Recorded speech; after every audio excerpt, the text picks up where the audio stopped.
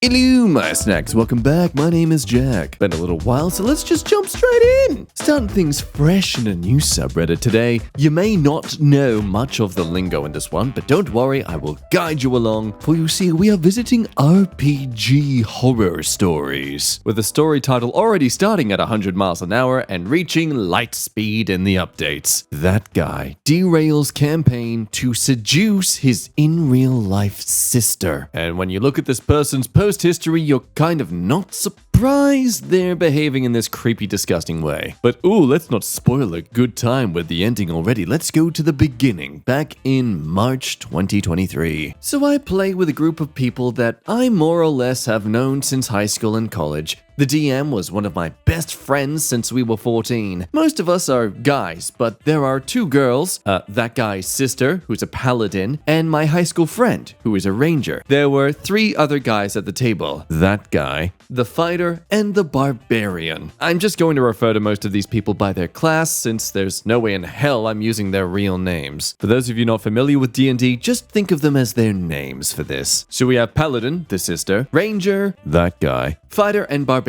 5 people. Anyway, we hadn't played D&D in a while because of the pandemic, and even afterwards, we all kind of had hectic schedules because of school and work. I mean, that guy's sister and the barbarian were still in college. But a couple of months ago, we decided to run a home-brewed campaign that was supposed to be like a mix between Game of Thrones and Lord of the Rings. The campaign was supposed to be very dark, and I was excited. Well, we get to session 0, which is basically a prologue session. Sitting down together, going over what everyone wants to be, so you don't double up on classes, and just it's basically the planning phase for the start of the journey. And after that, the guy's sister introduces us to him. He was her older brother, and clearly socially awkward. He always seemed like the younger brother despite being 7 years older, but he seemed like a good guy at first. So that's some important info there. They haven't actually known this guy outside of being the paladin's brother. So as we all know, first impressions matter. So what is this guy's first impression? So we get into the game and we start to see red flags with this guy almost immediately. He was constantly threatening non-playable characters,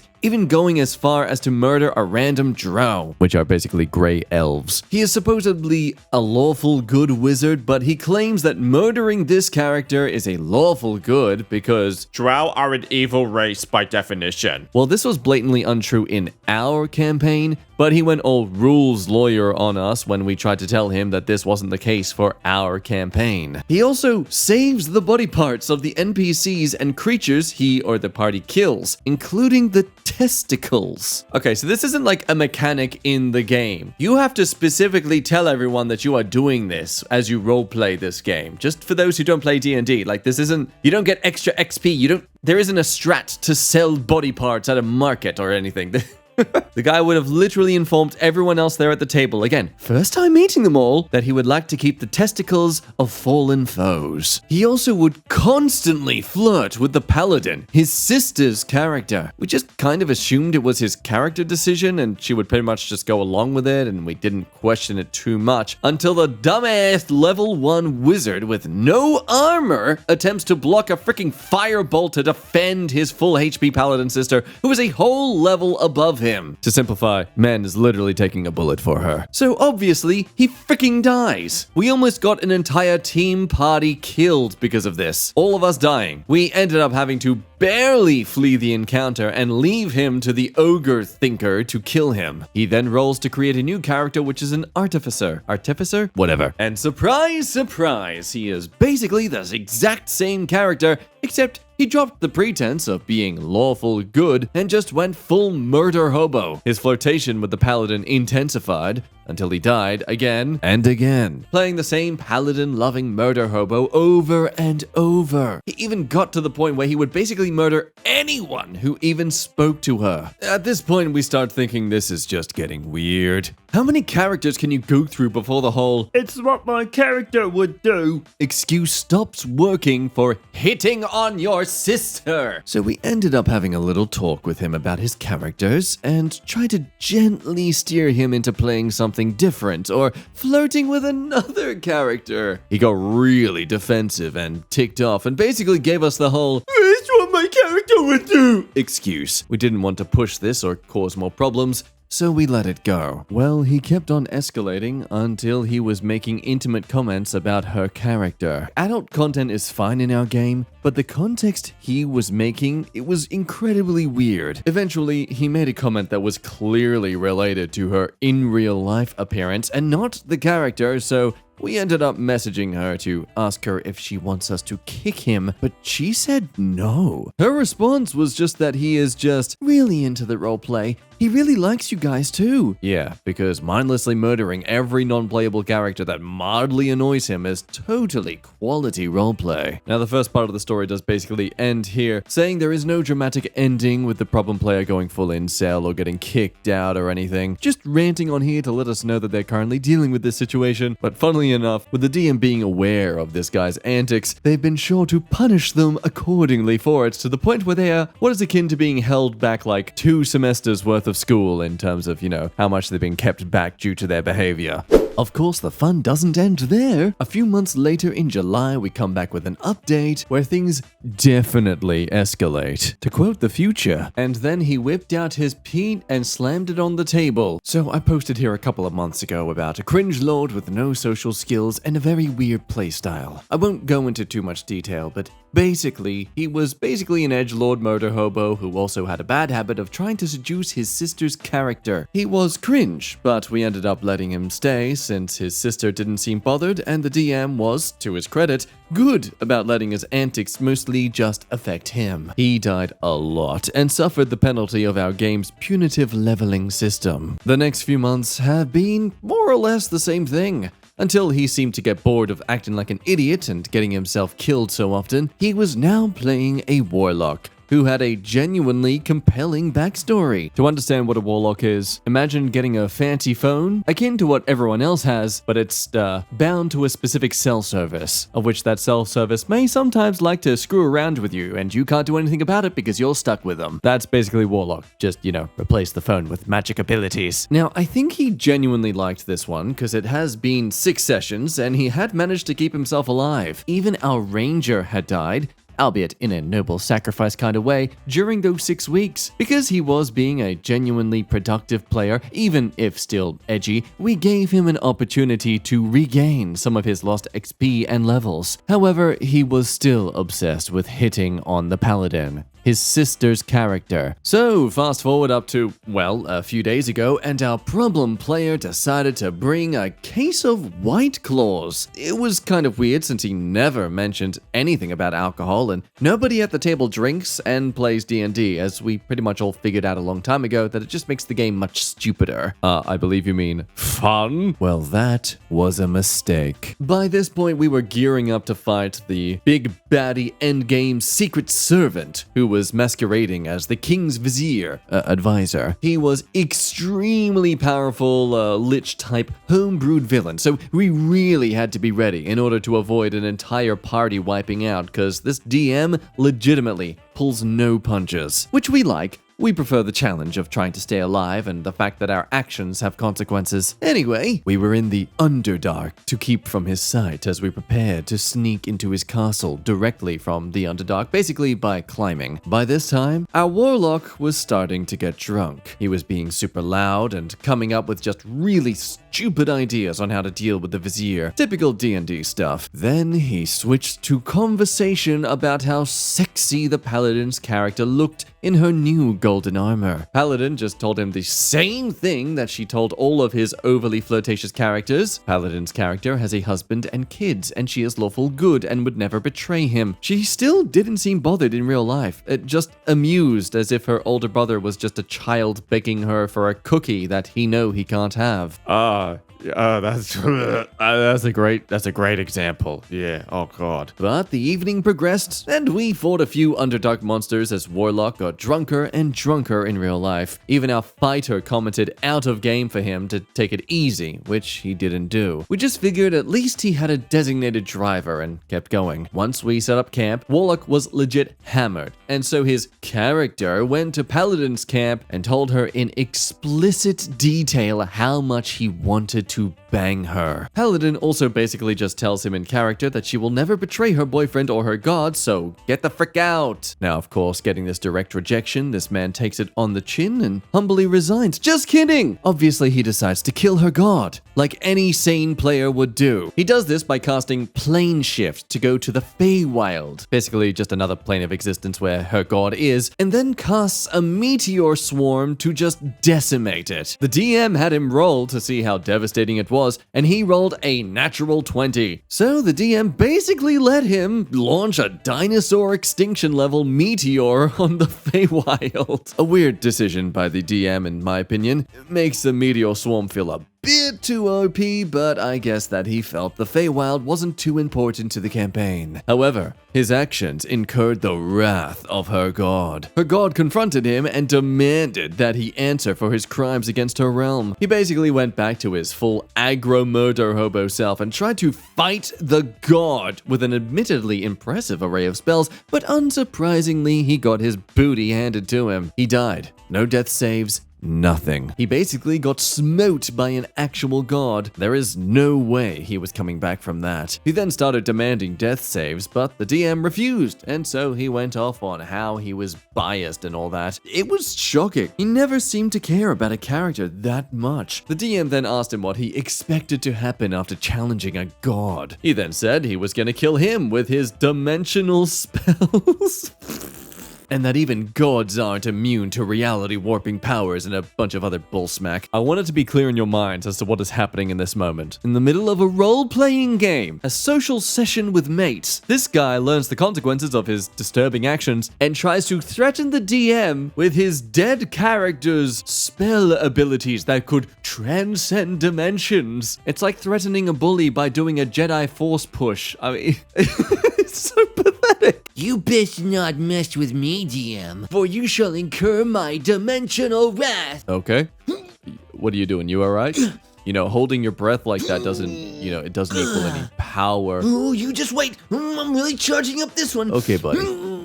Ow, no, stop, don't hurt me with your tensing muscles. He then admitted he was basically trying to kill this god to seduce the paladin, again, his sister. He thought if her god was dead, then she wouldn't have to worry about breaking her oaths if she banged him. She then started laughing and made a somewhat weird comment about how he wouldn't be big enough anyway. He was playing a goblin, so the comment sort of made sense. And he, being as drunk as he was, decided it was a good idea to get butthurt and say, "Is this big enough, you F-slurs?" And then he whipped out his dong and slammed it on the table. Now, we had put up with quite a bit of this guy's antics, including him being a weirdo. But this obviously crossed a line. We all started yelling at him and calling him a pervert and telling him to get the frick out, and his sister literally slapped him. She apologized to us for his behavior and demanded that he get in the car. Again, he was too drunk to drive, profusely apologized to us over and over, and we tried to reassure her and asked if she would prefer one of us take him, and she said, "No, it's okay. He just acts like a total frickwad when he's drunk. That's why I usually don't let him drink." She then left and took him home. We all obviously called it a night after talking about what just happened and eventually just laughing at the absurdity. And now, well, it's a few days later, and the a-hole decides to text us a long apology on the group chat, basically saying that he's really sorry. He has no idea why he would do something like that, and that he rarely ever drinks, and he promises us that he will never drink again if we let him back in. Well, we actually had decided to take a break from D&D after that, since the DM was going out of town anyway. Apparently, his sister does legitimately think he should be given another chance of how sorry he is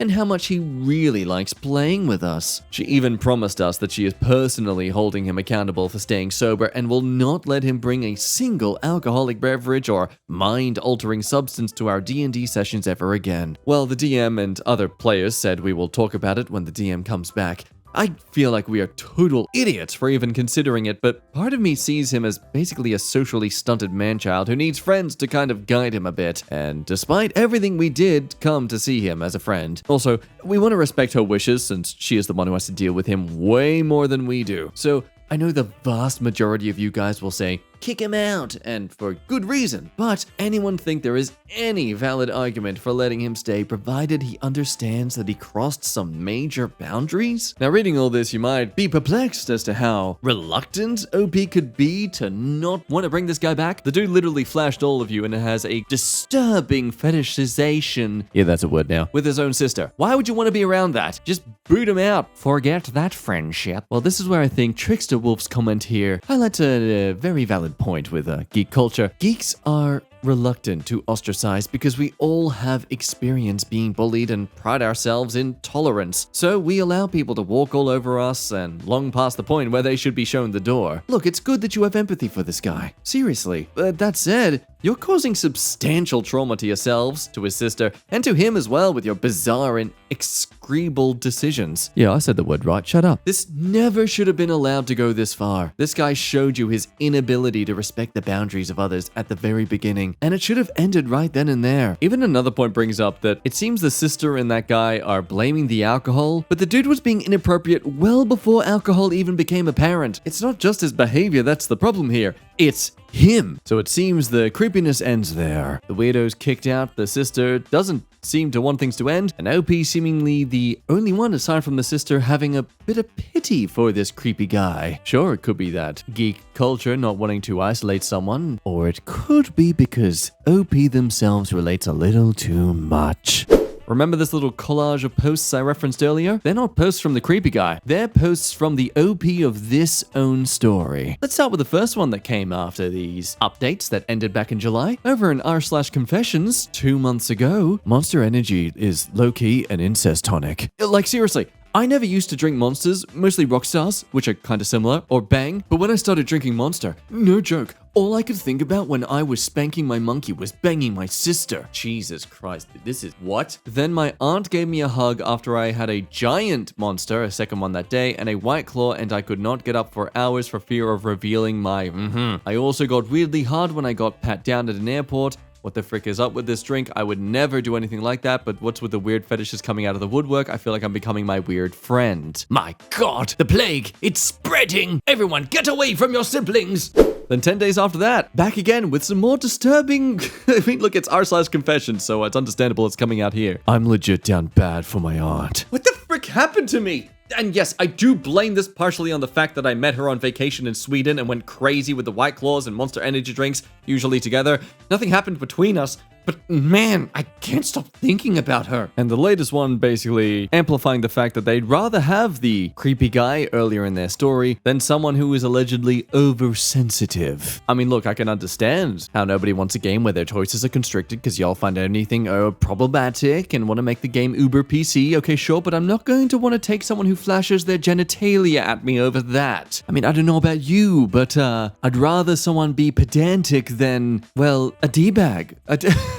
I mean, I don't know what kind of D&D games you yourself might play, but I prefer people keep their clothes on. I mean, there's even some people reading this story who think that, hang on, maybe they're already dating. I mean, listen, y'all, I don't want to be that person, but we've had too many incest cases lately on this sub, albeit most were adopted siblings, not knowing they're related. Yeah, I suspect that she is the frog in boiling water who is used to his abusive behavior and makes excuses for him. So with the revelations of other posts in his history, it becomes apparent that people are suspicious that guy in the original story might just be the OP themselves, or at the very least, just a fetish post. Regardless, it has brought some other creepy stories out of the woodwork.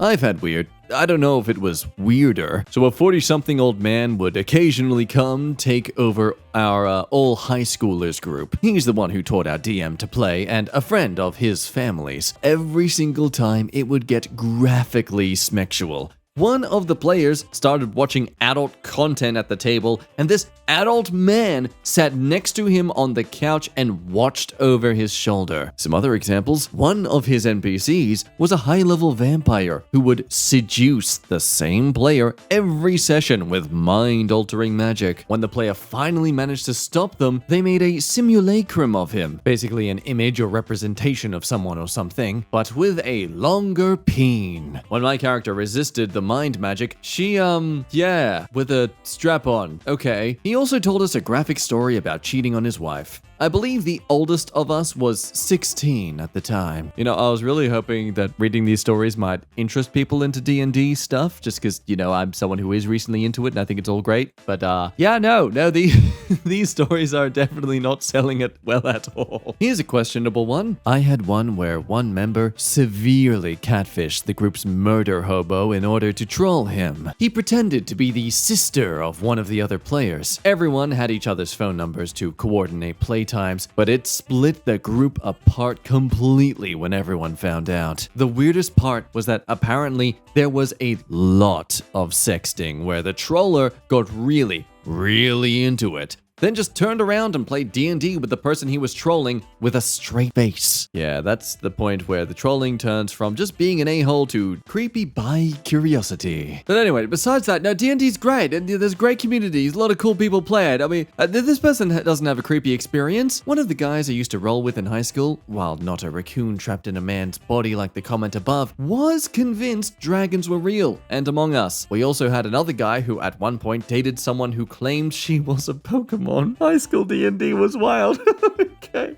That's high school D&D though. It's different. It's fine. They're exploring themselves. Yeah, they're totally not going to regret this when they're in their mid-20s and they're completely ashamed of their high school behavior. But anyway, to bring us back and really nail this whole situation on the head, this long comment to summarize brings up how they have a personal experience similar to this, and while that guy here was not their own blood relation, it was still an eerily similar scenario. Going on to point out that this guy has possibly been grooming his sister for her entire life, which would explain why she seems to be so fine with his behavior and honestly making excuses for it. Obviously, she's not into what he's doing whatsoever, but he's done it so much that he's made her develop a profound mental disconnect where she just doesn't take what he says seriously, because it's how she copes. Because if she did take it seriously, it would absolutely destroy her. Imagine if you had a friend who always talked about eating babies. Of course, you'd think he was just being a ridiculous chode. You wouldn't believe he was serious until you literally saw him trying to bite off a child's finger or something. And even then, you still might not be able to process what you'd seen him try to do. So denial is incredibly powerful as a defense against taboo. Even when that guy told me I had to sleep with him or he'd kill himself, I still couldn't take him seriously and laughed it off. It took me decades of this screwed behavior for me to understand that guy was simply not capable of seeing me as a human being, and that he would never stop trying to force me to give my body to him, even as he claimed that I was his sister and he'd always be there for me. So yada yada yada. Basically, that guy seems to be a narcissistic personality disorder sufferer. Maybe, hey, let's get armchair psychologist on this. Why not? The guy's a creep. At the very least, the OP themselves, if we are right to believe that this is just some fetish post. Either way, hope the OP's reading these comments thoroughly and maybe taking a moment to get off the white claw and get off the poon and, yeah, you know, stop trying to screw up your family's bloodline by mixing it back in with itself. Anyway, that's all for today. Thanks for listening, and I'll see you next time. Bye-bye.